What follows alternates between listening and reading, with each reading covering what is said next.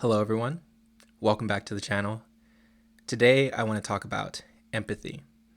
I want to define it. I want to talk about three inhibitors or blockers of empathy that I've been thinking about recently. And then I'm hoping to share some guidance, if you could call it that, on at least how I think you can rectify those blockers and facilitate empathy. So, how would I define empathy? I think that it's the capability or capacity to adopt the external worldview of another person and feel the inner feelings or emotions that the other person is experiencing due to their external worldview. And so, what do I mean by that? We all have a different perspective that's been created and shaped by our past experience, our biology, our culture, and other idiosyncratic factors.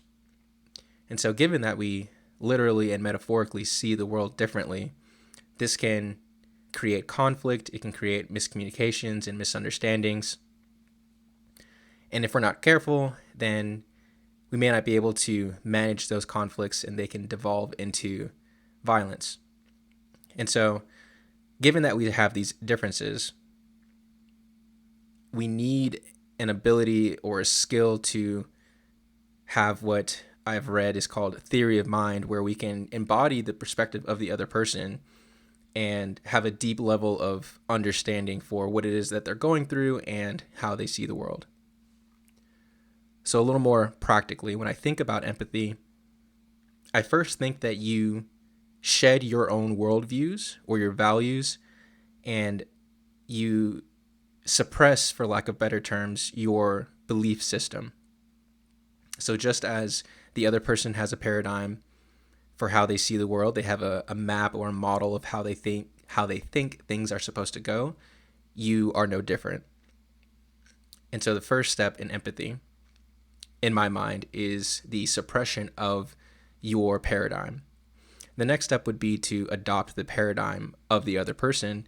And this, of course, assumes that you have knowledge of the other person's worldview. And we'll get into that in a few minutes. After you've adopted the other person's worldview, you can then allow what you're consciously perceiving or imagining to manifest unconscious emotions or subpersonalities or complexes or feelings or sensations within you. And it's this unconscious, sometimes physical response that you're then going to try to communicate to the other person in hopes of establishing a connection and articulating that you understand what they're going through. And I think that's a deeper form of understanding compared to just re-articulating in words in the semantic landscape what you think the other person is going through. And I think that empathy is heavily related to imitation. When we are engaging with great art, when we're watching movies or listening to stories or watching anime, something I'm a big fan of, one of the reasons that we get emotionally engaged and attached to the different characters and the situations that are going on is because we place ourselves in the position of the protagonist or whichever character we're focusing on, and we adopt their goals, their desires. We imagine what it would be like to have gone through whatever it is they went through. And if we do it well enough, if we imitate these people, these characters well enough, we then get a physiological response and we experience what it is that they are experiencing. Is it an exact one-to-one correlation? Probably not, but it's close enough. So again, when I think about empathy, I think it's the shedding of your worldview, your paradigm. It's the suppression of your belief system for the adoption of that of the other person. It's then the allowance of that new external worldview to manifest in yourself unconsciously certain emotions or sensations. And then it's the attempt to convey what you're feeling to the other person in an attempt to you convey what you're feeling to them in a question like manner hoping that they agree with what you're saying and they say, yes, that's exactly how I'm feeling. And once this loop has been closed, that to me is what empathy looks like, at least when it comes to the psychology and perhaps some of the more practical behaviors of empathy. So, what are some potential blockers of empathy? I'm going to talk about 3. One would be resentment. The second one is going to be ignorance. And then the last one, which I haven't fully flushed out, but hopefully I can do it justice in this episode, it is the suboptimal level of analysis. And we'll get to that in a few minutes. So, resentment. Resentment is an interesting emotion or feeling. It typically occurs when you feel like your ego has been attacked. Perhaps you're in an intimate relationship and your partner embarrassed you in front of some of your friends or family. Perhaps you're at work and you have a coworker who you don't like, but this coworker got the promotion or a reward that you felt like you deserved, but you felt like they didn't deserve it. Maybe you're in an organization and you had an idea and you brought it forth and you communicated it, but someone above you or even someone laterally to you shot it down, or perhaps the group just ignored you. And so you're feeling bitter, or you're feeling defensive. And that kind of makes sense, right? When you're putting yourself out there in the world,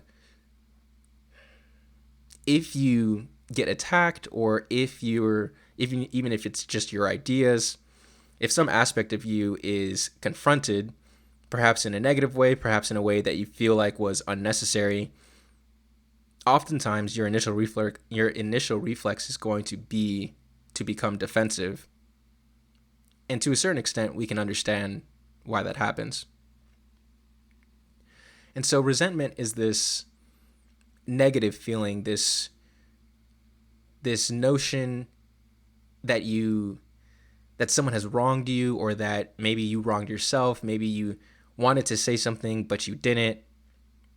And it's this pent up negative energy that colors your vision and affects how you see the world. And so how does resentment block empathy? Well, as I stated earlier, one of the first steps in facilitating empathy or in enacting empathy is the shedding and suppression of your worldview. Well, when you're resentful, the last thing you want to do is shed your own worldview. You actually want to cling on to it a little bit tighter, because that's the thing that is currently under attack, or it's the thing that's been attacked in the past. And what's a little more pernicious about resentment is that as you're engaging in a conversation, perhaps with this person towards whom the resentment is directed, maybe you see this as an opportunity to get back at them. And so the last thing that you want to do is be empathic towards them. You actually want to, as you're allowing resentment to fill your spirit, you actually want to tear them down. You want to poke holes in their argument, and you want to demonstrate why they were wrong for doing what they did to you in the past, whatever it was that made you initially bitter and resentful. And so resentment can be one of the blockers for empathy. The next blocker that I would want to talk about is ignorance. Ignorance perhaps can be split into at least 2 different forms. There's the form of ignorance that we all have. We're all limited creatures. We can't know everything. So there's always going to be an element of the unknown that we are contending with. And then another form of ignorance is more personal and intentional, where there are things in the world that we don't want to know about. There are things that we don't want to look at. And so we'll purposefully ignore it, distract ourselves, do whatever it takes to ensure that we don't have to obtain that knowledge, obtain that revelation that might change who we are or our worldview to such a point that maybe we lose ourselves, maybe we lose hope for the future. Our belief systems are powerful, and they're the way that we navigate through the world. And so to lose one, or to have it shaken, or to have a foundational axiom disrupted, can be anxiety provoking, and it can manifest negative emotion. And so we have reasons for not wanting to change our worldview, not wanting to learn something new, not wanting to update our axioms. Even though we have those reasons, assuming that empathy is something that is good and would be better if there's more of it, we have to contend with our ignorance if we want to facilitate empathy. So, honing in a little bit more specifically in the relationship between ignorance and empathy, I have a few examples from my relationship that I feel like illustrate it at least decently well. And so in my current relationship with my girlfriend and soon-to-be fiance, we've been together 3 years, and one of the things that we did initially when we first started dating was we took a personality test, and this was based off the Big Five model, and those traits include openness, conscientiousness, extroversion, agreeableness, and neuroticism. And so we took this test. We each took our own individual tests. And then this report was able to spit out 3 separate reports. It was one for each of us, and then it was a joint report that amalgamated both of our results and offered advice having to do with where our personality temperaments might complement each other, where they might cause friction, and when they do cause friction, how we could go about navigating some of those arguments or negotiations. And so one example was that my girlfriend, her name is Kenya, she scored relatively high in neuroticism, and I scored relatively low in neuroticism. And that's the negative emotion trait. People who are more neurotic experience more negative emotion per unit of negative stimuli, or per negative stimulus, excuse me. And so Kenya and I will be going through our daily lives, and she might encounter something, or we both might encounter the same thing, and she might become anxious or get frustrated by it, and I might sit there and say, okay, let's figure out how to go about it. And there's pros and cons to all of the personality traits, which is part of the reason why they're normally distributed. And so someone who's more neurotic, yes, they might be a little more volatile. They might not want to engage with certain situations because of the unknown risks, or they might see risks where there are none. But the positive trade-off there is that they are, due to their higher aversion to risk, they are safer. And they're a little more methodical when they think through situations, because they have this capacity to see the world and pinpoint the risks and dangers. Although they might over-index on them, at least they can see them, compared to someone who is not so neurotic and they're just going about their lives. Let's say maybe they're impulsive, or they aren't so forward thinking, and so they might fail to see those holes that you can fall into, and they might fail to see the dangers in a situation and cause themselves or others more harm than is necessary. And so there are trade-offs along all of these dimensions, no matter where you are on the distribution. And so as Kenya and I are trying to grow in our relationship, one of the things the report said is that she is going to be, due to her higher levels of neuroticism compared to myself, she's going to see threats and dangers where there are none. She might want to run away at times, perhaps where it's unnecessary. But the thing is, we're not always going to know when it's appropriate and when it's not. And so we've had to learn to trust each other. And I've had to learn, and this was something that the report said, that I shouldn't take everything personally. Personality is at least 50% biologically instantiated. The other 50%, I'm unaware of if we know exactly how it is. It might all be the remaining variants might be socially instantiated. I'm not sure, but we at least know that a large chunk of it is biologically instantiated, and so to some extent, this is how she's wired, and so it's not that she intentionally is paying attention to all the small details as we're moving through life, just to annoy me, or just because she gets some weird satisfaction from it. It is part of who she is and how she sees the world. And so, given that I am trying to be in this relationship with her, we've had to have these negotiations and understand where our strengths and weaknesses are. And so she's definitely seen holes that we might step into and called it out, and that's prevented me personally, but also us in our relationship, from having to deal with difficulties. And we've been able to avoid many pitfalls thanks to her wise judgment.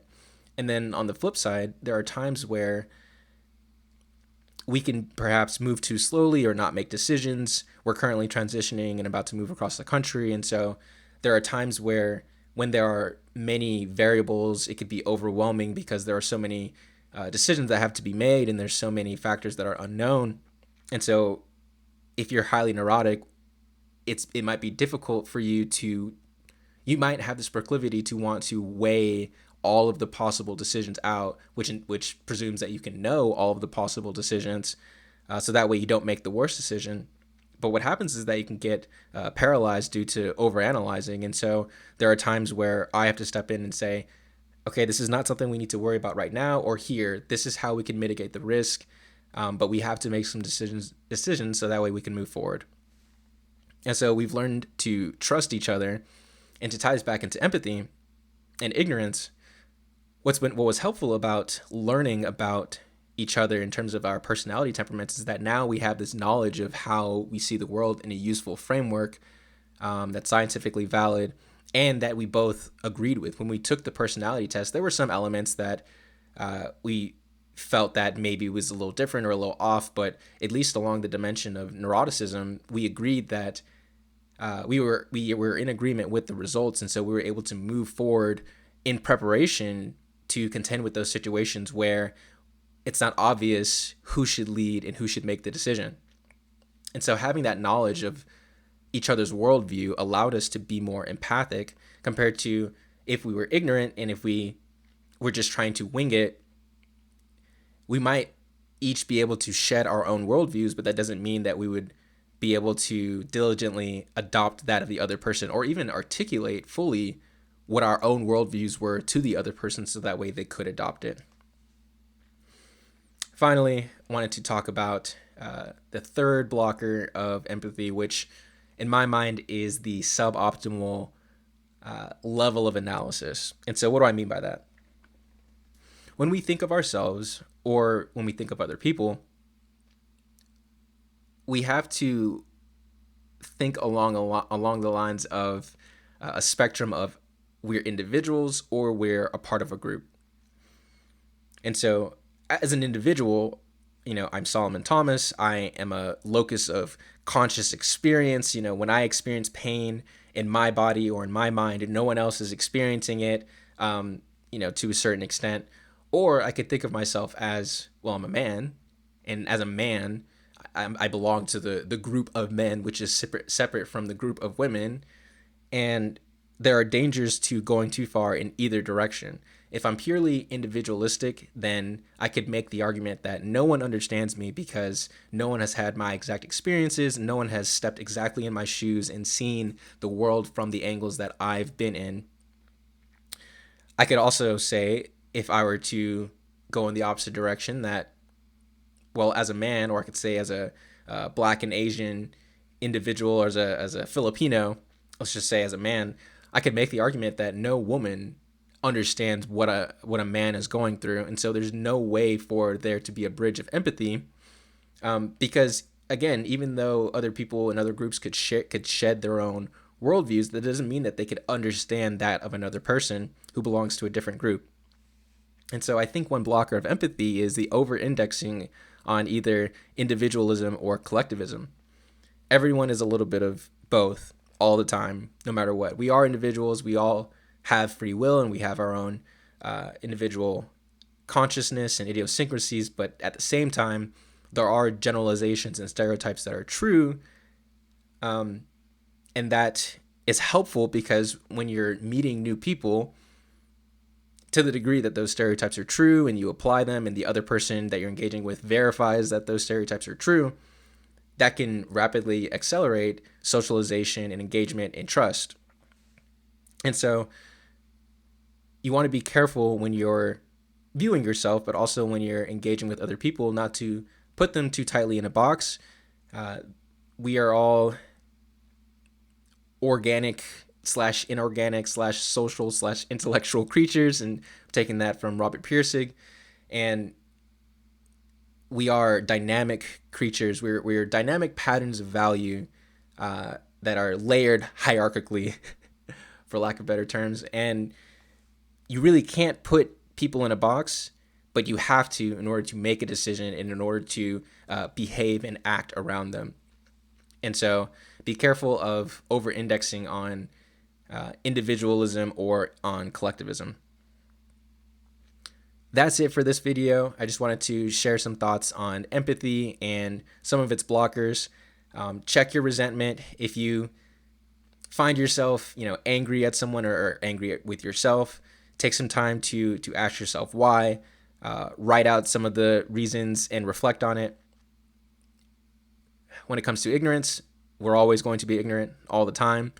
So read, write, listen to podcasts, talk with other people.